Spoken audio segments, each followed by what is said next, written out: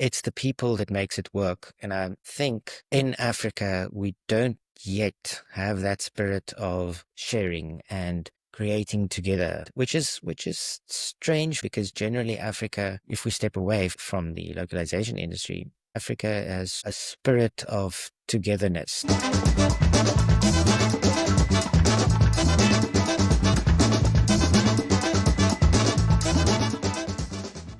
Welcome to The Global Crowd, the podcast where friends from the localization, globalization, the content world share their stories, quirks, and wisdom, while I pretend to be a real podcaster. By the way, the guest today has the opinion that I should be memorizing this so that I talk more naturally to the camera, and I disagree. I think that he's absolutely wrong. So, as you know, there is no sponsors, there is no script, there is no secret agenda, just one take, just some laughs, and maybe a spark of inspiration. Now, today's episode is probably the hardest one that I've recorded or even thought about recording. And the reason is not because the guest is controversial or shy or boring. It's more like quite the opposite. It is hard because our friendship is built entirely on roasting each other. So if you ever see us interact in public, it will look like two guys with absolutely no respect for each other. That's just how we show affection. Sarcasm first, everything else later. So here we go. He's been warned, you've been warned, I've been warned. Let's do this.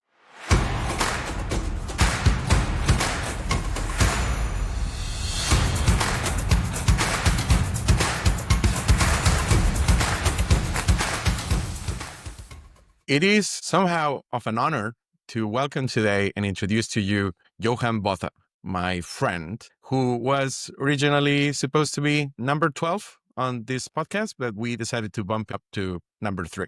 Is that accurate, Johan? Well, you said number 12, and my initial question to you was, do you know so many people who want to be on that podcast? And you said you had lots, and I'm still waiting for that list.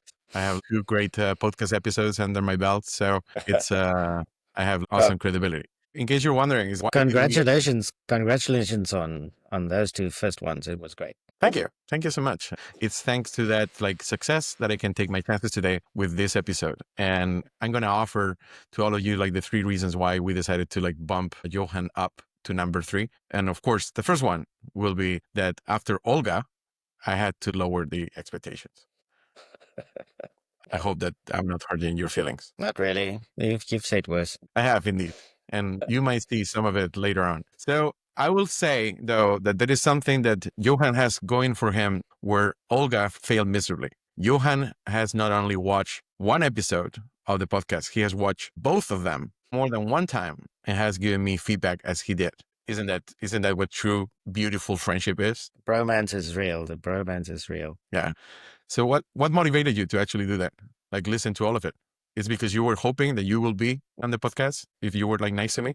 No, it's just a great concept you have. I think it's great that it's not a podcast where you should be concentrating. It's just 2 buddies talking and anything can come up. And if I lose my job or you lose your job, at least we would have had this podcast. But I like the fact that we talk about the people and not the products. I want to say, jokes aside, I'm really grateful. It does take courage to get on this thing. And for this episode, it's going to be different. It's already different. It's probably going to ruin both your and my credibility. And, that's beautiful. So we'll join in the unemployment line and just share stories about what we could have done differently. And again, Olga, friends watch episodes and give feedback. They put in the work. All right. So Johan, tell us about yourself. Tell us who you are and how the hell we got here. I'm Johan Botha. That's you, as in me and you. Han, as in honey, I shrunk the kids. And the H is silent, so it's Botha. So that's the pronunciation guide. Really? Have we been doing this wrong all the time? So again, how are we supposed to pronounce it? Botha. Botha. Yes. Botha. Yes. Botha. Interesting. So I'm sorry that I've been getting it wrong. If it makes you feel any better, my name is pronounced Jose. So No. You blatantly said to me after I was feeling very well over a soapbox I did in Gala, you obviously you were so intimidated that you had to give me sort of a shove. So now I'm horsing my front and center that you won't imagine. But so I've been in the industry 21 years now. I'm an Afrikaans translator. Afrikaans is not the language of Africa. It is a language in South Africa. Then I started doing some project management, and now I'm doing a lot more management than a translator actually trained for. I still prefer the heyday of having your cat tool on the one screen and having your dictionaries on the desk next to you. That's bliss. So did I get it? Did I get it right when I was like digging for dirt about you that your company is actually one of like the larger LSPs in Africa? Yes, we're actually one of the oldest as well. So we starting, I think it's 37 years, 38 years in the industry. Been with the company for the full 21, 21 years. I stepped out of university, started here at Folio, which is a LSP in Cape Town, and been working there ever since, bouncing from roles, bouncing from projects, bouncing from a variety of services. So you are in Cape Town, Yes. but I remember from some of our conversations that I had some questions about Arabic and you were able to answer those. So Cape Town and Arabic speaking countries in Africa, they're like really far away, but you still like saying that an LSP in South Africa is able to support like all of Africa? Yes, yes. We've got internet, we've got email, so we're pretty good to cover Africa. And do people trust you? Do like potential customers, they do trust that someone so far, geographically far, can actually speak or provide a voice for any place in Africa? And again, this is going to show my big ignorance about Africa.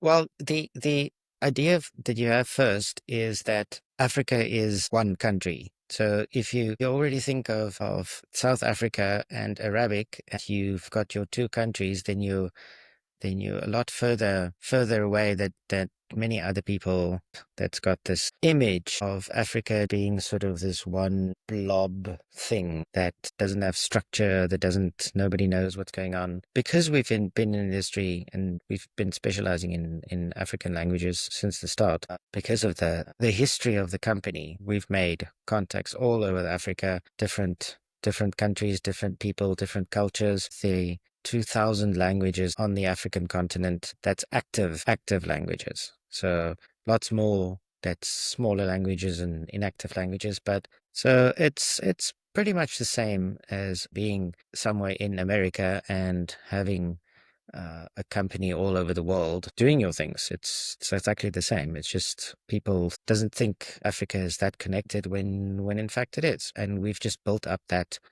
connection, that resource bandwidth that we have. I live in the US and sometimes it's hard to relate from one side to the US to the other side of the US or even agree on a lot of things. So again, I'm definitely surprised to hear that when we're talking about a full continent the size of Africa, which by the way, and this I do know because I love maps, but look it up, just say real size of Africa and you will realize how big it really is.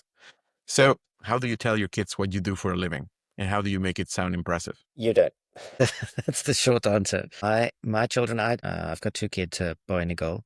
I live outside Cape Town in Stellenbosch, which is the wine region of South Africa. So generally, I tell them in the morning because I commute every morning. I mean, that's why I listen to so many podcasts. So I tell them that I'm going to work. They have sort of this vision of me going to Cape Town and doing something to do with language. My wife is a lecturer, philosophy lecturer at the university here. It's much easier for them to understand her teaching because they've got teachers and so on. The language side of things is still a mystery, which is probably the same as us trying to explain to grown-ups what our industry does. We can't do it for my children. We're struggling to do it for other people. So we're screwed at the moment. But you did manage to get yourself in the list of the top influencers of our industry according to Multilingual.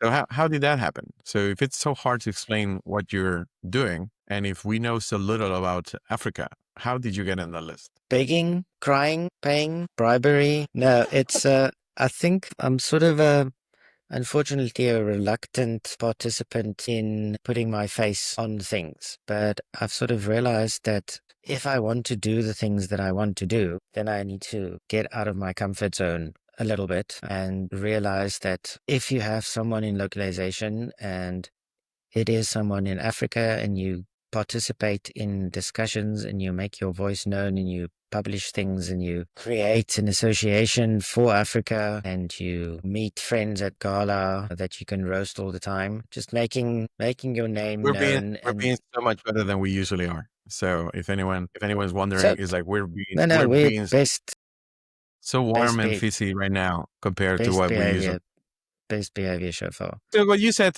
if I want to do what I want to do, so what is your ultimate goal? What is that thing that you want to do? Tell us about that dark secret of yours. The thing is, I've found, and I've found pretty early on in my localization career that the only way I think that you can get fulfillment in a lot of things is by sharing it with other people. I've made so many friends. I've learned so many things by actually going to places, telling people about what I do and seeing the amazement sometimes. Well, in your case, not amazement. Normally you are very low on praise and so on. That's fair. But that pay it forward, if we can use that overly used line. So I've seen what it can do to participate in anything, whether it be Lock Lunch or Women in Localization or Gala or what have you. It's the people that makes it work. And I think in Africa, we don't yet have that spirit of sharing and creating together, which is strange for me because generally Africa, if we step away from the localization industry, Africa has sort of a spirit of togetherness. You have this idea of Mother Africa that's taking care of her children, and I see that everywhere, but not in the localization industry. It's strange to me. It's a train, indeed. There's not a culture of, hi, I'm from Kenya, let me help someone from Nigeria with a localization issue. That's not there. I see at conferences internationally people just sharing things as if they're not competition, sharing solutions in the industry. And I go to, or I see a conference, then it's the East African Conference, or it's the Central African Conference, or it's the South African Conference. There's not that global, the continental sharing of information in our industry at all. And that's sort of something that I want to change. Well, try and change with association that I co-founded. Okay. So why do you do that? Where do you get the energy for it? Is it passion? Is it pride? It is just a reputation? Lots of it is me not being able to say no to people. That's sort of the honest part of it. People say, Johan, can you sort of give some advice on that? I want to start that. And instead of saying, well, I've got so much work, let me put you in touch with that person, I would generally say, yeah, sure, I can help you with that. Why don't I just take over the whole thing?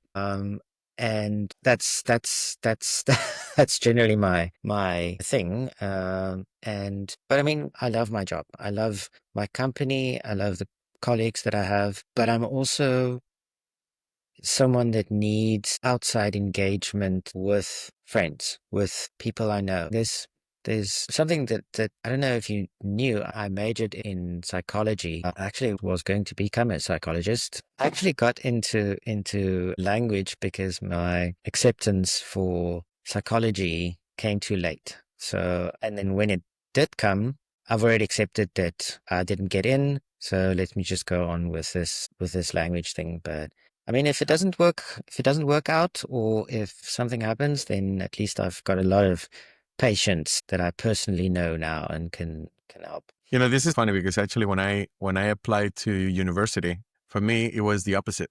I put translation first and then I picked psychology as the second. And luckily I did get into what I wanted. But then I've been mistreating all of my friends by being that uncomfortable person. I want to mention something. You'd say that it's hard for you to say no. And there's a lot of people now listening to this and knocking on your door asking for free help. But I also think that there is a dimension of deeply caring that comes with that, and integrity. So caring and integrity are two things that I can say that are positive, maybe the only ones that I can say about you that are positive. And one example of it is that a while ago, I was on the board of GALA, Globalization and Localization Association, and I encourage you to run for it. And I knew that you care a lot and you said yes to pretty much everything. And I also knew that you had so much to offer and that you represented a big population that we need at GALA, right? But I remember, and I admire you for that you said, no, it's not the right time for me because I'm already working on building this other association for Africa. And I feel like I might be stretched too thin if I do that. And I think that that is really commendable.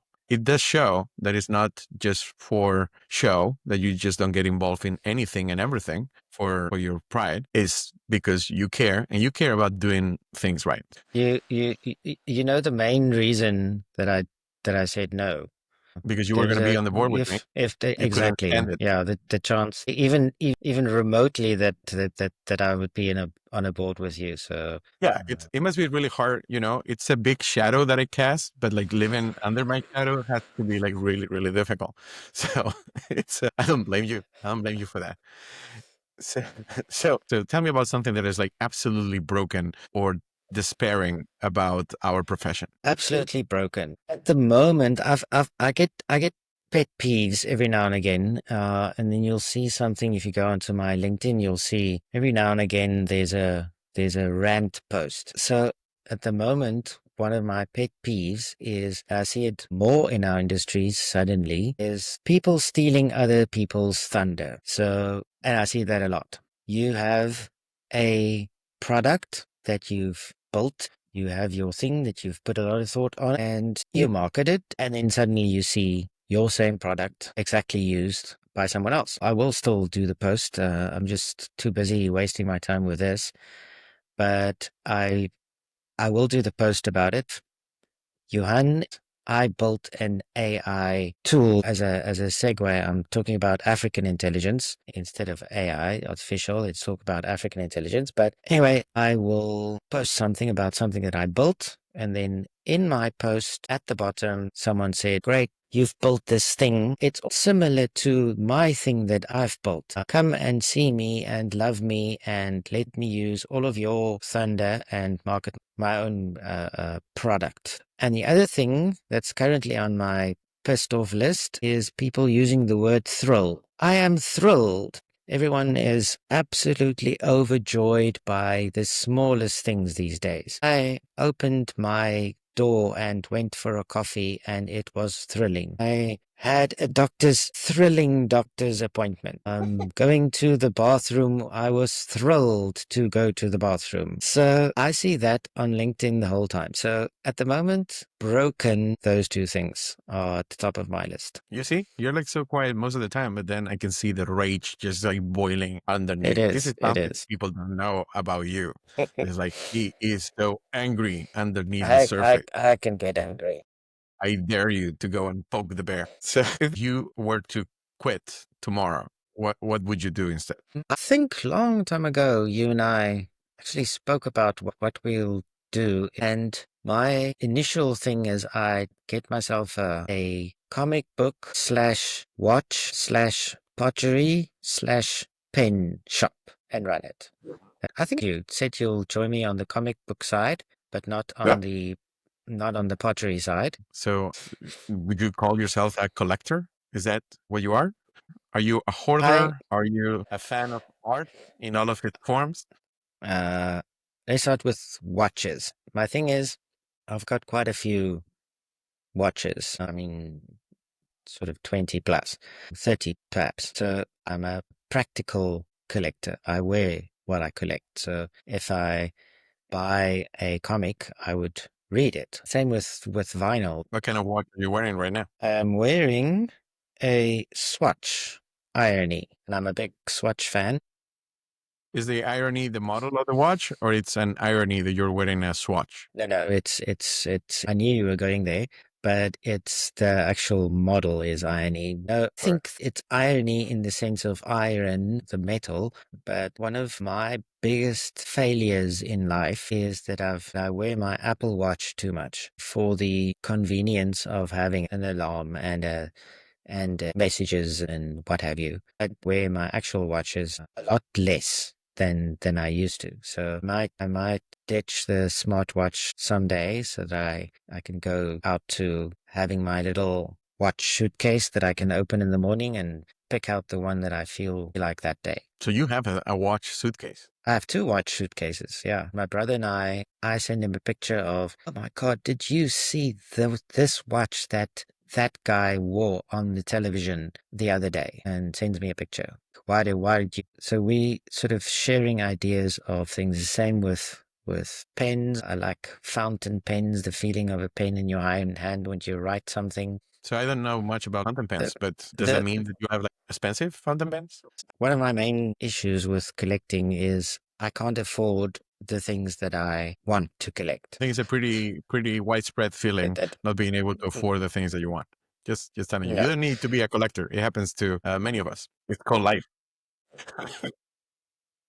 The thing is, I don't want that big, huge, expensive thing if I don't like it. If I like something and it is expensive, then it's a problem. The thing with fountain pens, I'm left-handed, so that is a curse. You write, and as far as you write, you smudge your whole hand becomes blue or black or whatever. And unfortunately, the better pens with the quicker drying ink that works for left-handed people are more expensive. So Is that a market that we should tap into? More affordable left-handed fountain pens? definitely what I want to say is at our office we try to make birthdays special by having everyone contribute and buy the person one big present. So this year my office bought me a Schaefer pen, and it's really, really nice, except the name Schaefer on the actual pen. Because when you write with your right hand, it's the correct side up, the name. When you write with your left hand, it's the wrong side up. I mean, we could tap into a left-handed market for pens. Sure. We need to be first to market. All right. So personally, I don't care much about all that stuff. But did I hear comic books? You said comic books. Yes, What is yes. what do you collect? What are we talking about?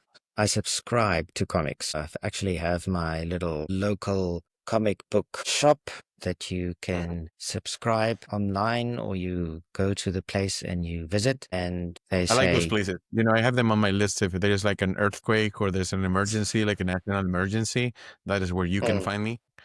I'll bring some food and storm that place. Those places are great, and you just go and sit there on your bum and you page through all of the boxes of things. The same actually with records, with vinyl. I'm very proud to say that I had vinyl collection since I was young, right through to when it was not popular. Anyone said the CD is going to replace it, I still get my vinyl and my record player, and now I'm laughing Oh, all the you're the way coolest kid with on the block. yeah, yeah.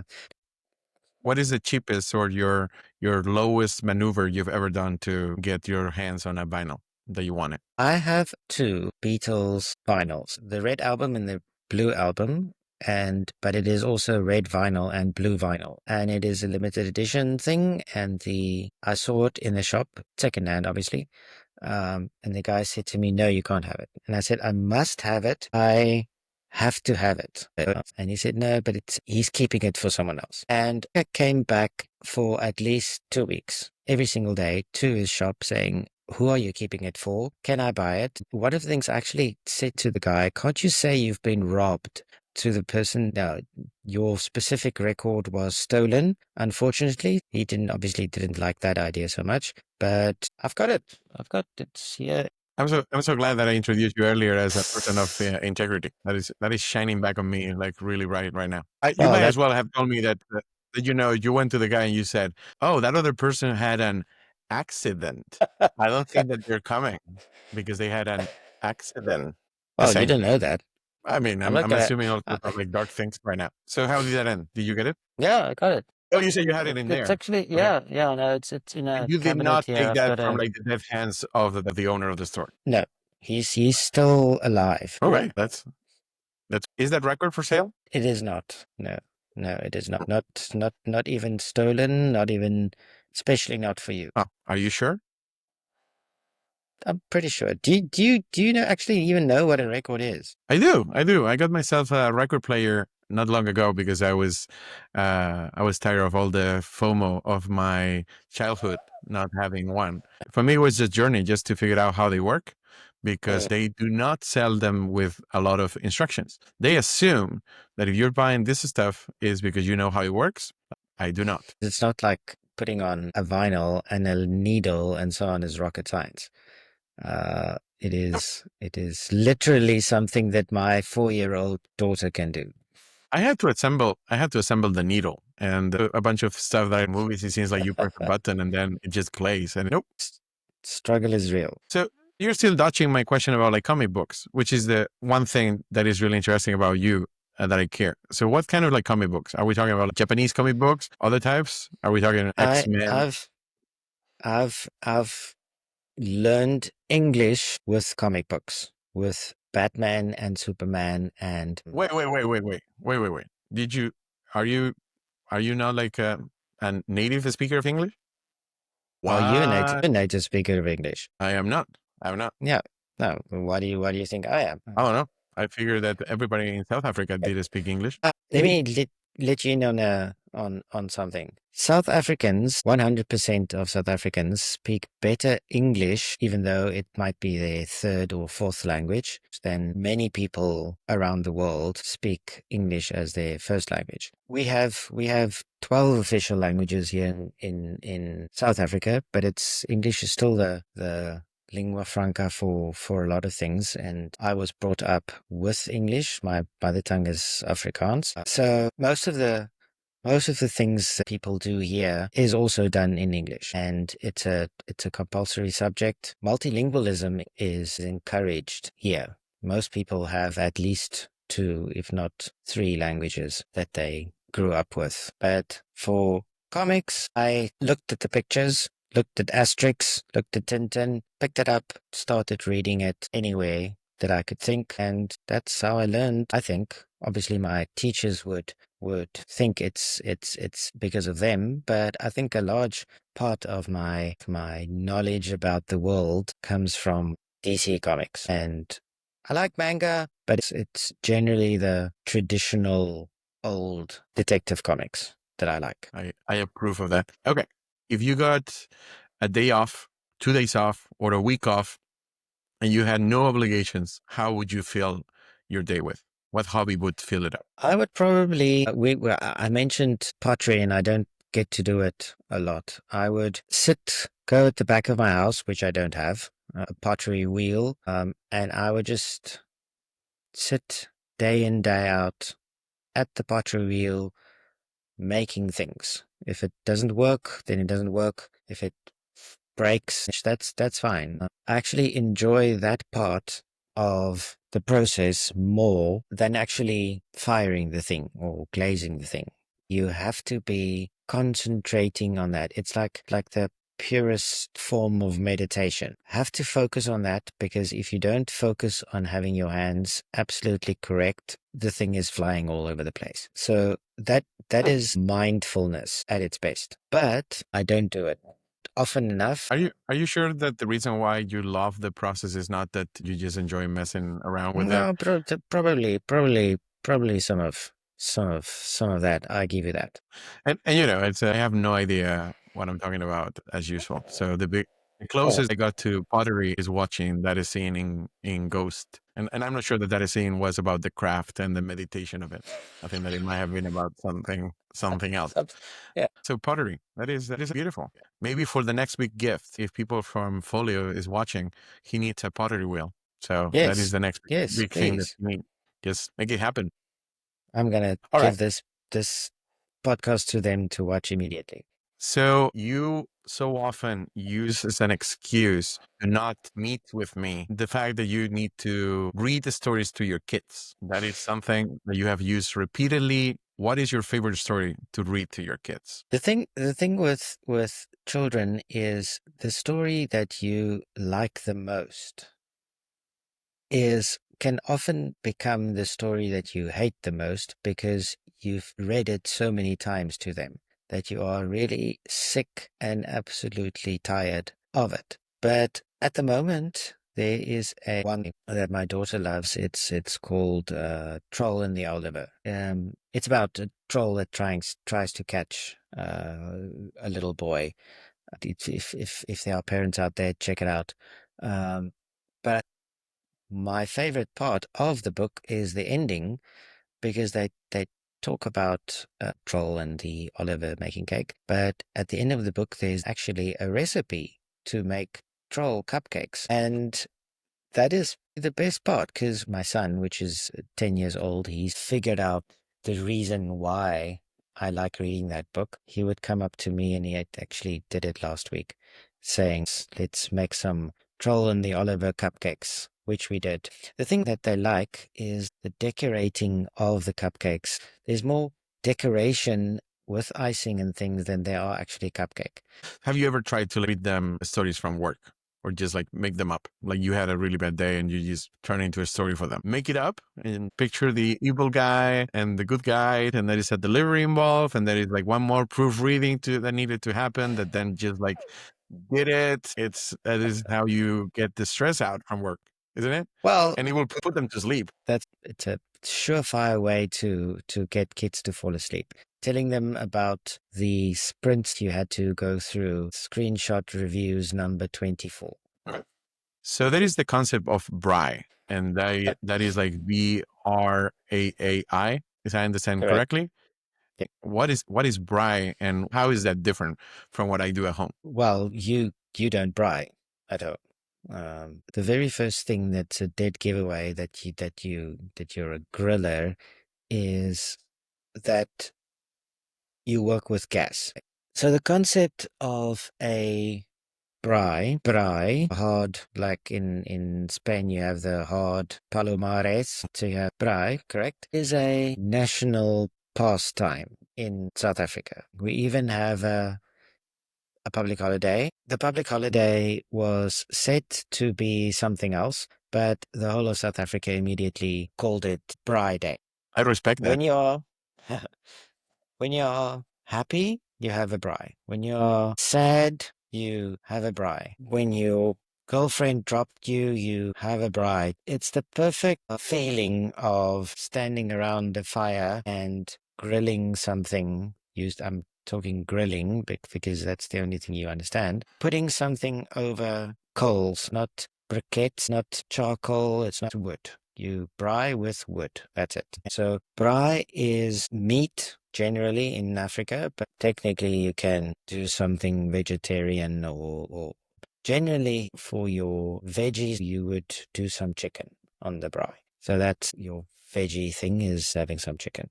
But generally braai is That will make vegetarians and vegans so happy. well, that's my wife is a big your wife is vegetarian as well, isn't it? Same here. But it's the purest form of showing someone that you care is inviting them to your house to share in making a fire, putting something on, having a drink, obviously, making your own food together. So it's the big equalizer in South Africa. The richest person can have a braai at the home of the poorest person and feel welcome, and vice versa. And that's what a braai does. I like that. Gathering around the fire definitely does something. Love the vulnerability of being able to cry in front of other men because of the smoke. That is something. Probably, I haven't thought about that. That's quite smart. It might be a sad story with a friend, and then you're crying, and then toxic masculinity doesn't get in the way. You just cry a little bit, and you blame it on the fire. I think that is probably on the where smoke. all of it started. Just the need to cry in a safe space. That's my theory. I'm going with that. All right, it is time for rapid fire.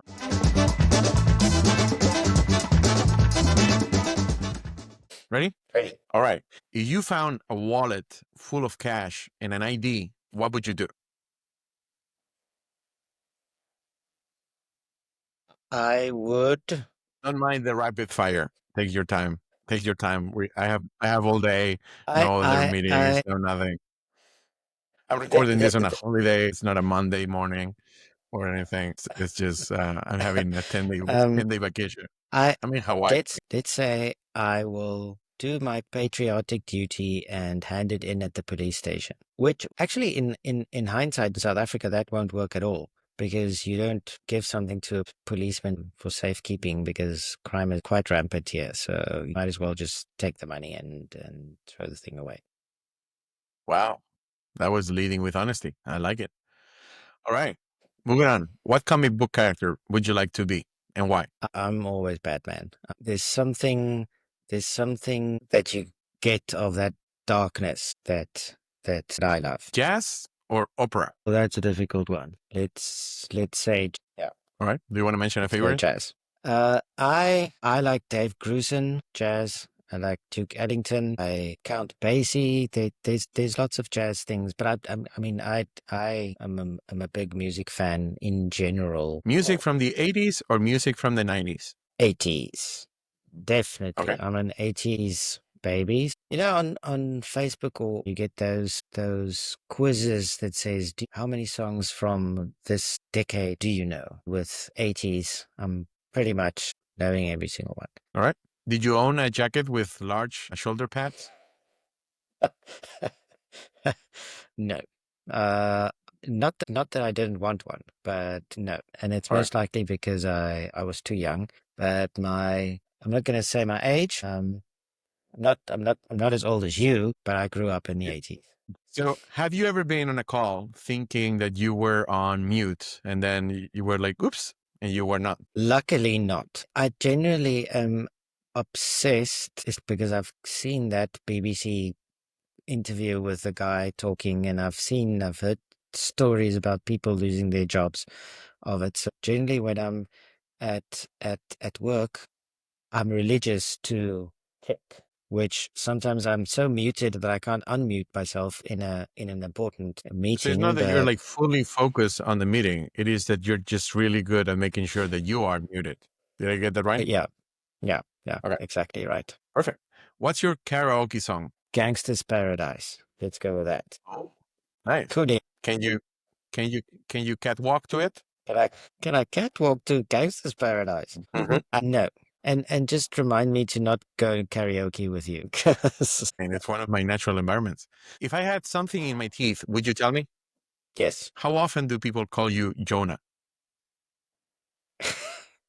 A lot more than I actually want. Not as much as John, not as much as Jonathan, but Jonah is up there. Marvel or Disney? DC. You gave that away.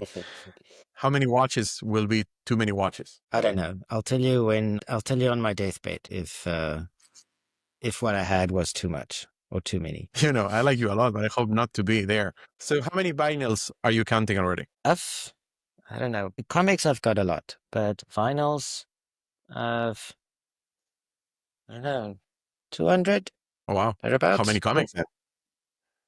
A lot more than that. What are we Double talking that. about? Double that. Three Wow. times that. Ho- It's. ho- I mean, 400 comics is pretty much a fire hazard. Just letting you know. it is. It is most definitely a fire hazard. All right. Trivia question. What is brown and sticky? Brown and sticky peanut butter. No, it's a stick, man. It's brown and sticky. It's a stick. So Easy dumb. one. It's not even.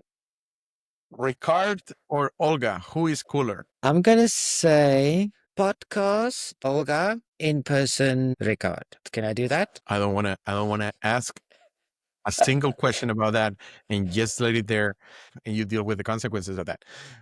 Would you rather fight 3 chicken-sized bears or 1 bear-sized chicken? Can I be a referee in a fight between the two? No, you're caught in it. This is fighting for your life. Okay. I'm gonna do the bear. So bear-sized chicken? Correct. Yeah. Have you thought that through?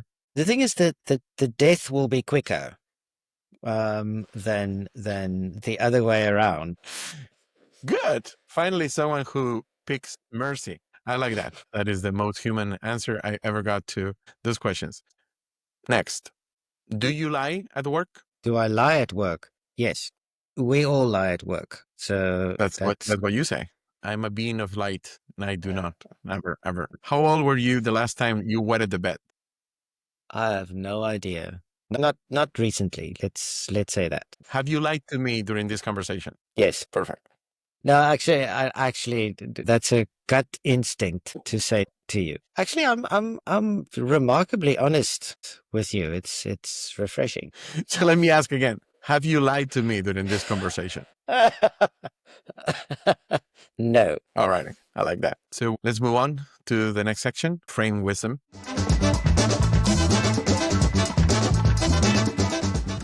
This is the part where I try to get a little bit more serious and have a chance to reflect and share some insights so that if anyone make it this far into the episode, they actually might learn something or find something insightful. And I got to say, it was really hard to pick a topic with you, anything that I thought that you could add value to. But again, then it was like glaring, staring at my face that maybe Africa could be it. I hope you agree.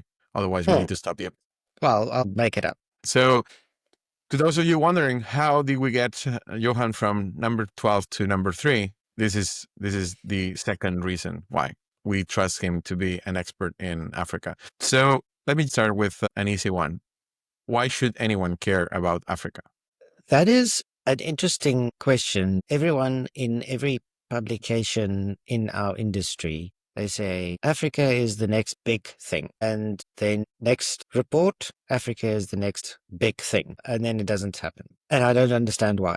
Because there's so much going on here, so much creativity, so much knowledge, so much integrity of spirit, so much caring, so much, lots of things that I don't get why people don't do something. It's a mystery to me. Africa has been the next best thing for 10 years now, at least in our industry. I spoke to someone the other day where I said, do you want a financial reason why someone should care? Let me give you a financial reason. You're in the gaming sector. Africa has one of the youngest populations that's going to enter the job market in the world. So localize your product, your game for the African market, because the buying power of African people playing games, getting into the industry, into their first work is enormous. Obviously, your market overseas and in Asia and so on is big, but you're going to have millions and millions and millions of people entering the job market and going home and wanting to play a game and now being able to afford a game. So financial sense, that is it. But just caring, there is a lot that people can learn, and I see it every day. A lot that people can learn from this continent in terms of perseverance, in terms of overcoming sometimes tough adversity and coming out on the other side better people. I see it every day because of circumstances and because of lots of problems, connectivity, electricity, conflict. Doesn't get them under. They don't have a copper wire for their internet, so let's figure something out. I'm not getting a banking system that can work. Let me build an app that does my own banking. In our industry, my CAT tool doesn't work on my phone because the company doesn't understand that I do my work on my phone, so the UI isn't mobile friendly. So in general, Africa is where it is happening on the ground, so to speak. And if you want to see how things are changing from the ground up, that's why people should care. Because you don't really learn anything if it is forced on you from somewhere else and you big players telling you how to do things. Here we listen to translators. We listen to people saying, this is not going to work for me. Let's try and fix it. You're making me think that perhaps, and this is an impression that I had before, so please validate it or not. I've heard, people in Africa refer to, me as the global north, right?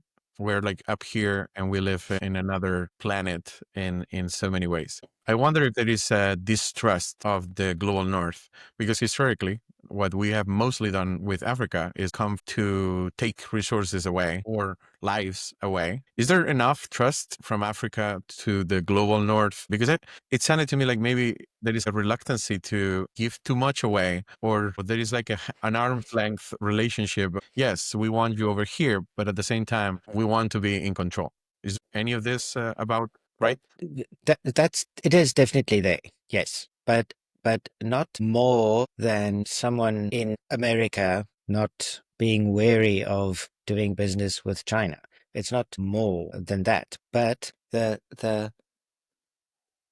having a seat at the table is very important. So if Africans can have a seat at the table to make decisions that affect them, that's fine. Then there's trust, then there's open arms, then there's everything. But it's coming to Africa from anywhere and saying, this is how you are going to do it. That's not going to work. I see software providers coming here and trying to market their product, seeing it fail miserably and pulling out and say Africa is not a growing market, it's not a burgeoning market. But then you see your software, it uses a lot of bandwidth that people don't have. It has a lot of computing power, let's say an app. Africans have smaller phones. Your product is a trying to reach, let's say, a rural market, but you have your product localized into an urban language that's frowned upon by the people in the rural areas. So I think the mistrust comes from people saying we are going to do it in Africa like we did it in X country up north. And then if it doesn't work, then there must be something wrong with you. Not coming to Africa and saying, this is what I want to do. Give me advice on how to do it. What should I do? Which languages should I do? Will this product even work in your market? Do you think that the opportunity is big enough to actually justify taking a product and adapting it so much that it might work, with narrow bandwidth, with unpredictable power, with so many languages that you actually need to cater to the demographic? Let's leave aside like the altruism of it, right? Let's make it like do it for the world just to be a better place. Is there enough commercial opportunity, you think, that people should be considering it? This is a unique continent, a unique people. Many of the things that works in the global north, let's use that term, will not work with us. But I know that you can't cater for everyone individually. The buying power is some of the quickest growing economies. I think Rwanda is one of the quickest growing economies in the world currently. So there is buying power. It's just you need to do your homework before the time. And that homework is not being done. You just go into Africa. I want to sell this. I'm going to do it in one language for the whole of Africa, which usually people think it's my language, Afrikaans, for the whole of Africa. Whoever named that language did a really fine job. They did an excellent job. Yeah. Well, there's a lot of opportunity. You just need to do your homework, and that's the big problem at the moment. There is people everywhere, but you mention buying power, and I think that is the language of business to a lot of people. Most companies will think out of like kindness of their heart. They will do it because that is an addressable market. And yes, knowing that there is an buying power, I think that is very, very telling. So how does the ALCA conference come to help people understand all of this? Is this a learning opportunity for people? Do you expect that people will meet internally, like African language companies, but also you expect people to come from outside?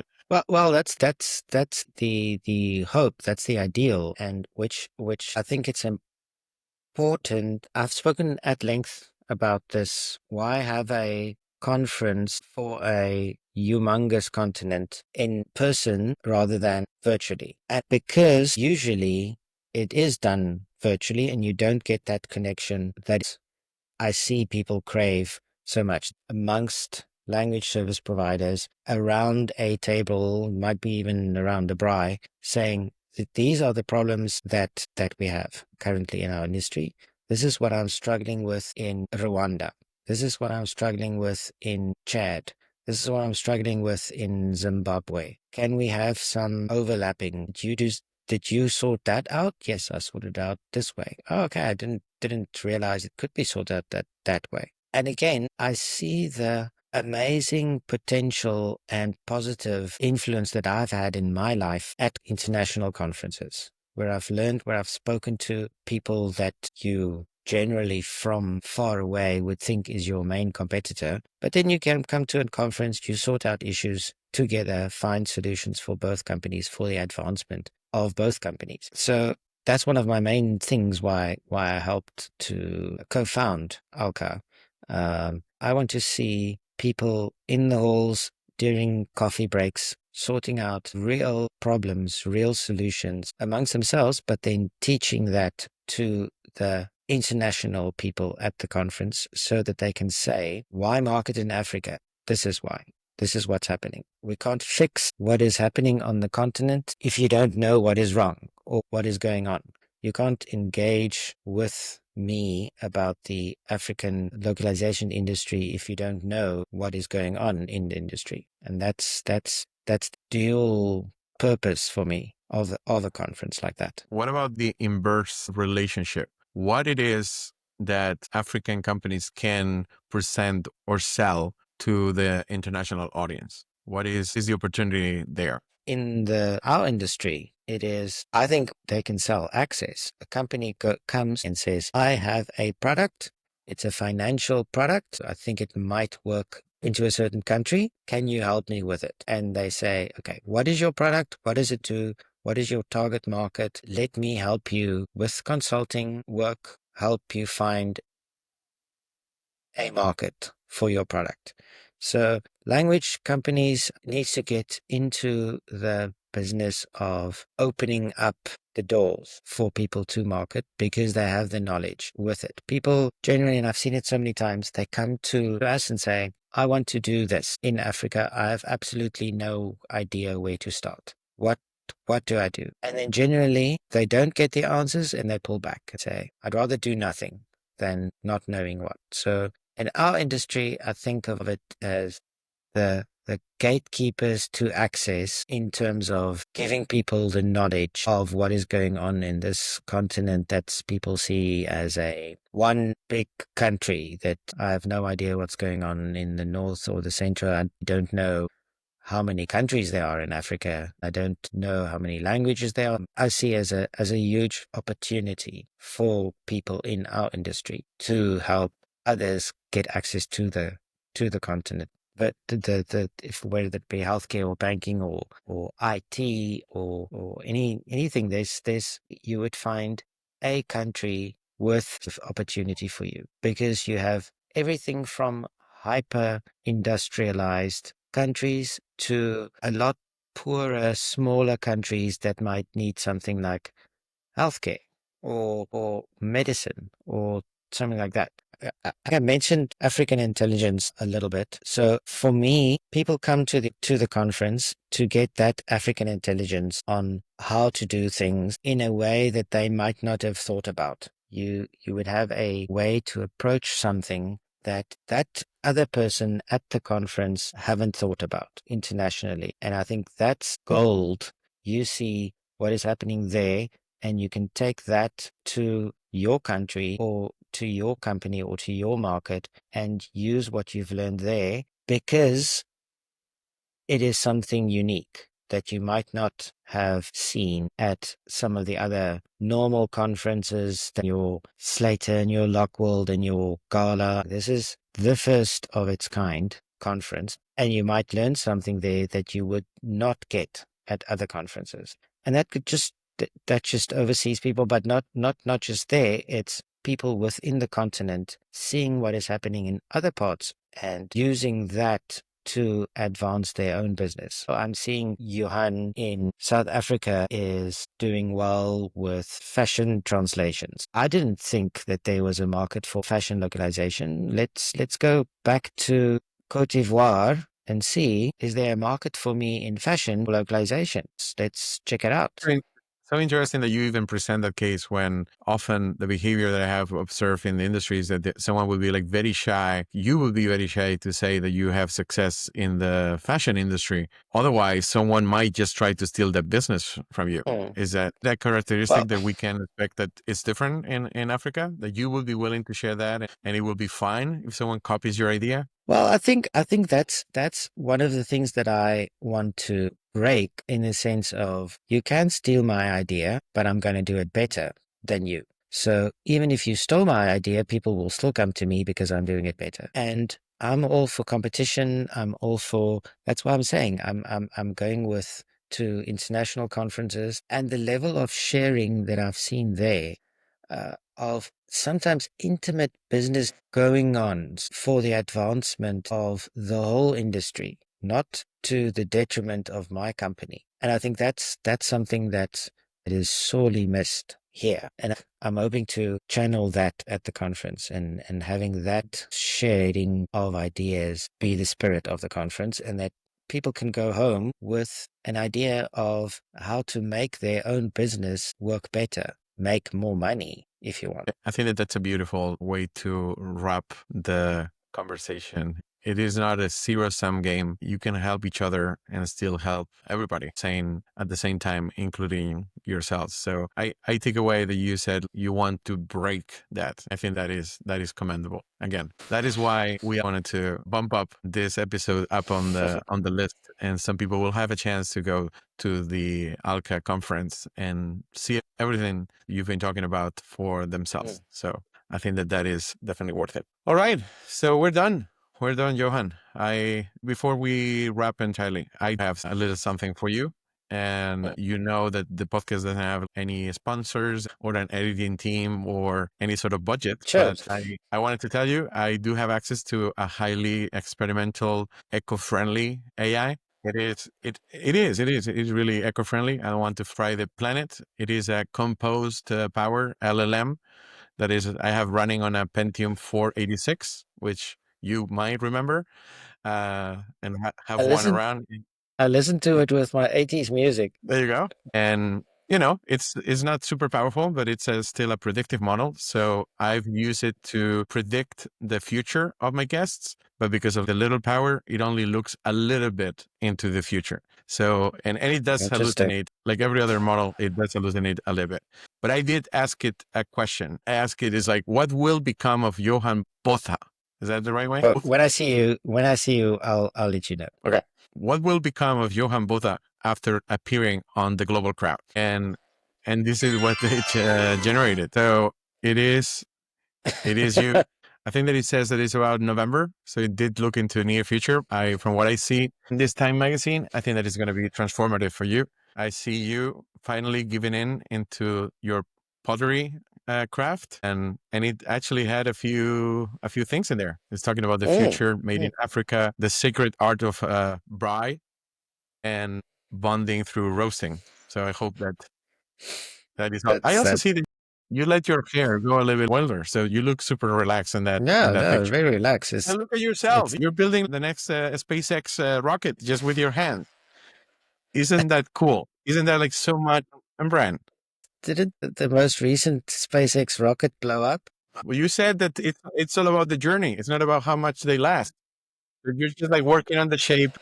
If you take your hands off, it might just explode, which is pretty much like SpaceX real projects. So I I hope This that is great. we really see this becoming a reality for you. You look awesome in there. I think that this is it. Thank you so much for having done this episode, for having shared so much about yourself, about Africa, and for bearing with all the shenanigans that I threw at you. I really appreciate you. You've been brave. Thanks, and good luck with the editing. Oh, that's a nightmare. I'll try to keep it under 2 hours when we release it. Johan does run on African time. It is an honor to be exposed to it. Well, I appreciate you, and thanks for having me. No, thank you. Thanks so much. Oh, uh, just before we go, one more thing to offer as of why and how Johan was number 3 and not number 12. Enjoy. Jose, Please, can I be in your podcast? It'll be really, really good. I promise. Well, you said that the last time, and then you ghosted me to go and make troll cupcakes. But I watched both episodes, even the long one. Yeah, well, that's impressive. But I also watched Sesame Street, the whole thing, and they still won't let me live there. You know what? I'll make you a braai. Oh, oh. Well, now we're. You mean with extra Braai brockies? Yes, and you know what? Homemade boerewors. Oh my God, Mortimer's. Okay, fine. Let's do it. You can be on the podcast. But if you talk about fountain pens again, I am ending the episode. Yes!